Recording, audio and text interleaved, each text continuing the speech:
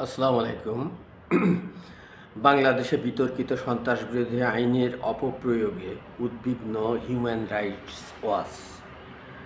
Human রাইটসের এক বিবৃতিতে জানিয়েছে, জাতিসংঘে মানবাধিকার দলকে অবিলম্বে এসব আইনি আটক বন্ধে উদ্যোগ নিতে হবে এবং সরকারকে রাজনৈতিক উদ্দেশ্যপ্রণোদিত গ্রেপ্তার থেকে বিরত থাকতে উৎসাহিত করতে হবে। এইচআরডব্লিউর বিবৃতিতে বলা হয়, 2024 সালের আগস্টে শেখ হাসিনার সরকার ক্ষমতাচ্যুত হওয়ার পর অধ্যাপক ডক্টর মোহাম্মদ ইউনূসের নেতৃত্বে গঠিত অন্তর্বর্তী সরকার ক্ষমতায় আসে। 3 সপ্তাহের সহিংস বিক্ষোভে 1400 জন নিহত হওয়ার পর আওয়ামী লীগ সরকারের পতন ঘটে।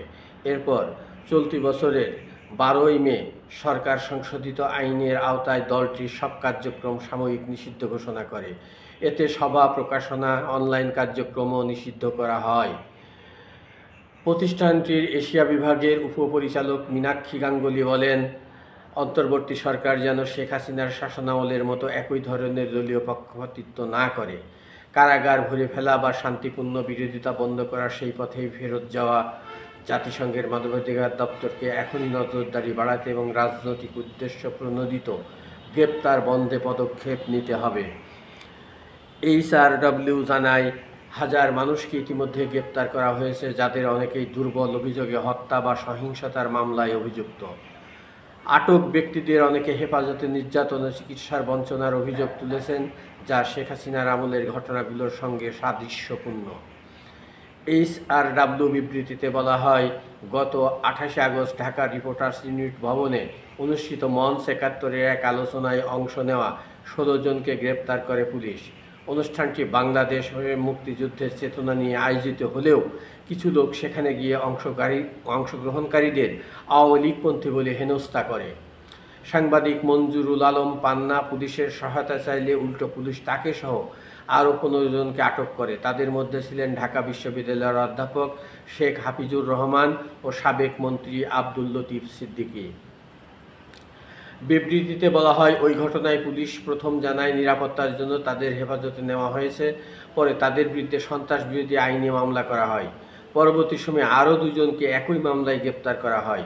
পুলিশের অভিযোগে বলা হয়, তারা সরকারের বিরুদ্ধে সহিংসতা উস্কে দিয়েছিল, যা প্রত্যক্ষদর্শীরা অস্বীকার করেছেন। গত 4 সেপ্টেম্বর এক জামিন শুনানিতে সাংবাদিক পান্নাকে হেলমেট, হ্যান্ডকাফ ও বুলেটপ্রুফ ভেস্ট পরিয়ে আদালতে আনা হয়। শুনানির সময় সরকার পক্ষের আইনজীবীরা আরেক সাংবাদিকের উপর হামলা চালান। একজন ভুক্তভোগী পরিবারের সদস্য বলেন, ওটা ছিল আলোচনা সভা, রাজনৈতিক সমাবেশ নয়। তাহলে সেটা সন্ত্রাসবাদ হবে কিভাবে? যারা হামলা করলো যারা মুক্ত, কিন্তু যাদের উপর হামলা হলো তারা কারাগারে।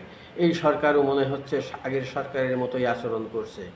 হিউম্যান রাইটস ওয়াচ জানায়, 2009 সালে আওয়ামী লীগ সরকার সন্ত্রাসবিরোধী আইন প্রণয়ন করে।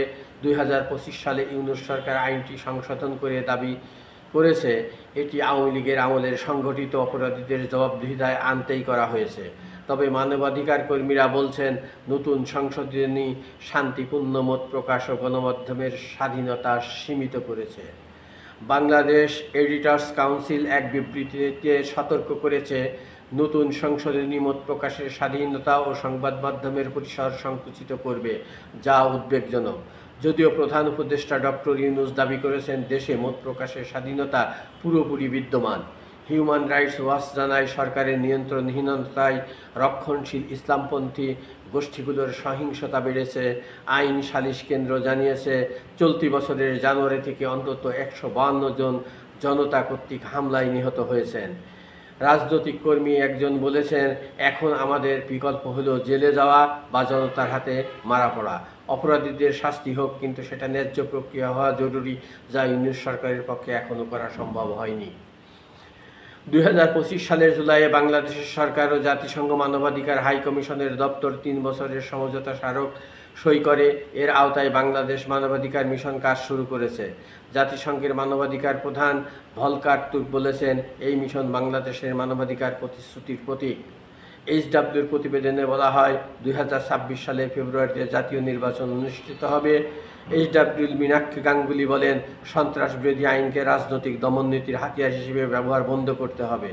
এখন সরকারের মনোযোগ থাকা উচিত নিরাপদ ও অংশগ্রহণমূলক নির্বাচন আয়োজনের পরিবেশ সৃষ্টির দিকে, কিন্তু সরকার তা করছে না।